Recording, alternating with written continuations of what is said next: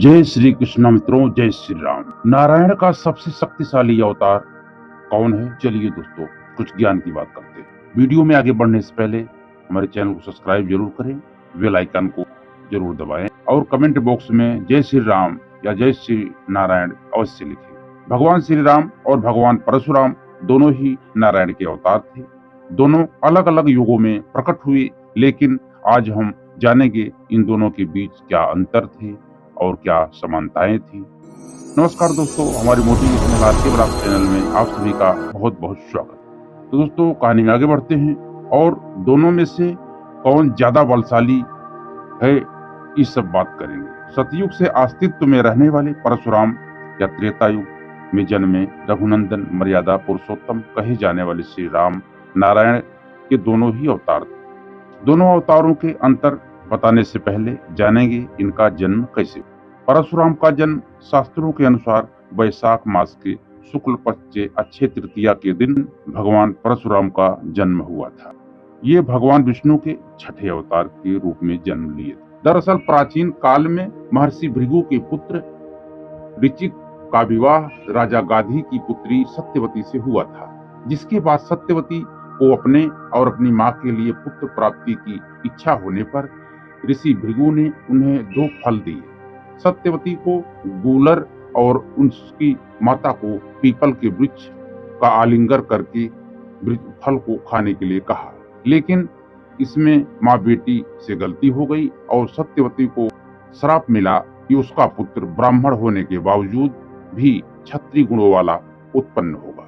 तब सत्यवती ने महर्षि भृगु से प्रार्थना करके पुत्र की जगह पौत्र को ऐसा गुणों वाला बनाने के लिए बात कही। बाद में सत्यवती के पुत्र जमदग्नि और रेणुका से चौथे पुत्र के रूप में परशुराम जन्म लिए, जो जन्म से ब्राह्मण और गुणों से क्षत्रिय बने। वहीं राम का जन्म की बात की जाए तो दोस्तों, राजा दशरथ और कौशल्या पूर्व जन्म में स्वयंभू मनु और शत्रुपा थे। इन्होंने भगवान को पुत्र रूप में पाने के लिए घोर तपस्या की। त्रेता युग में राजा दशरथ ने पुत्र प्राप्ति के लिए यज्ञ किया।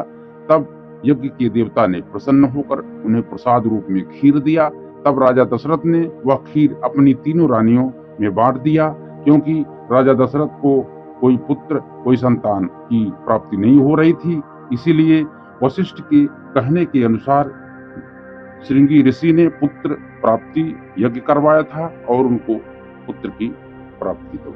तो यही यज्ञ की खीर खाने पर दशरथ की बड़ी रानी कौशल्या ने एक तेजोमय शिशु को जन्म दिया, जो बेहद ही क्रांतिमान नीलवर्ण रंग का था। शिशु का जन्म चैत्र मास के शुक्ल पक्ष की नवमी तिथि को हुआ था और यही नारायण के सातवें अवतार भगवान मर्यादा पुरुषोत्तम श्री राम थे, जिनका जन्म राजा दशरथ के मनोरथ पूर्ण करने और धरती पर दुष्टों का संहार करने के लिए धर्म की स्थापना करने के लिए हुआ था।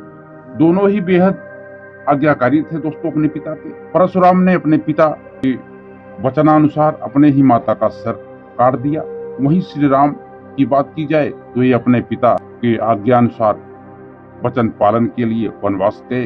दोनों ही महादेव के भक्त थे और दोनों ही बेहतरीन धर्मधारी थे और अनुचित और अन्याय के खिलाफ आवाज उठाना चाहते थे। अब हम जानते हैं प्रभु श्री राम और परशुराम में क्या अंतर थे।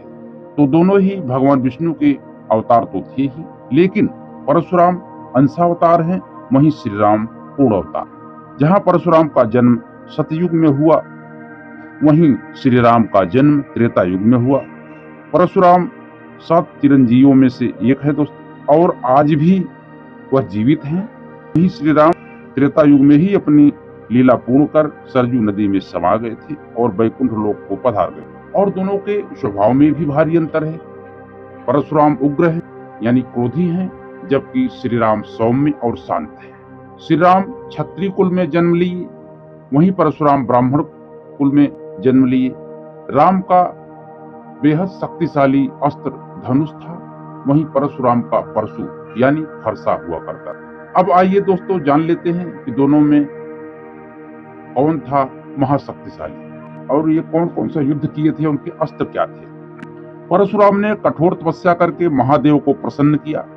तब महादेव ने उनको यह परशु प्रदान किया, इसलिए इनका नाम परशुराम पड़ा। दोस्तों बचपन में इनका नाम राम था और ये परशुराम नाम तब पड़ा जब ये भगवान महादेव ने उनको ये परशु प्रदान किया। और साथ ही महादेव ने परशुराम को देवताओं के शत्रु दानव दैत्य असुरों को मारने के लिए बहुत सी शक्तियां भी प्रदान की थी और कहा था तुम्हें कोई परास्त नहीं कर पाएगा। और उनके पास कई प्रलयंकारी अस्त्र थे, जैसे ब्रह्मास्त्र, वैष्णवास्त्र, पाशुपतास्त्र और कई दिव्य अस्त्र शस्त्र थे। और उनके पास विजय धनुष भी था। बहुत से युद्ध भी उन्होंने किया, जैसे रावण को हराने वाले सहस्त्रबाहु की भुजा काटे और 21 बार पूरी धरती को क्षत्रियों से विहीन कर दिए थे। परशुराम जी ने गणेश से भी युद्ध किया था, हनुमान से युद्ध किया था और अपने शिष्य भीष्म पितामह से भी युद्ध किया था।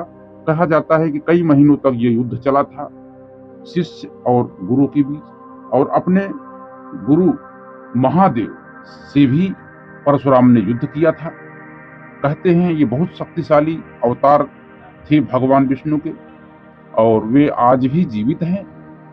और कल्कि अवतार में भगवान विष्णु के 10वें अवतार कल्कि अवतार की शिक्षा दीक्षा भी वही करेंगे और आज भी वे उसी प्रतीक्षा में हैं और महेंद्रगिरी पर्वत पर तपस्या कर रहे हैं। और कल्कि अवतार के साथ मिलकर वो कलि पुरुष का अंत करेंगे।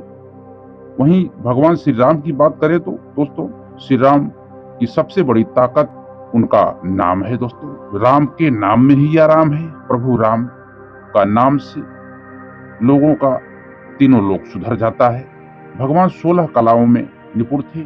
उनके पास एक शक्तिशाली तलवार भी थी और वायु धनुष भी। और भगवान राम के पास सभी दिव्य शक्तियां, दिव्य अस्त्र मौजूद थे, जैसे उसमें से सुदर्शन चक्र से लेकर के पाशुपास्त्र, ब्रह्मशीर, ब्रह्मास्त्र, नारायणास्त्र, वायुआस्त्र, आग्नेयास्त्र, कालपाश सभी अस्त्र थे। दोस्तों भगवान श्री राम के लिए सभी दिव्य अस्त्र शस्त्र हाथ जोड़े खड़े रहे कि प्रभु हमको भी आज्ञा दे, हमको भी मौका दे। तो दोस्तों ये वीडियो आपको कैसा लगा? यदि वीडियो आपको अच्छा लगा हो दोस्तों तो हमारी वीडियो को एक लाइक कर देना, चैनल को सब्सक्राइब करके बेल आइकन को जरूर प्रेस कर देना। यदि आप लोग भगवान श्री राम या महादेव के भक्त हैं तो हर हर महादेव कमेंट में लिखना या जय श्री राम जरूर लिखना। तो मिलते हैं दोस्तों अगले वीडियो में। तब तक आप लोग खुश रहो, मस्त रहो, आनंद में रहो। जय श्री कृष्णा दोस्तों, जय श्री राम।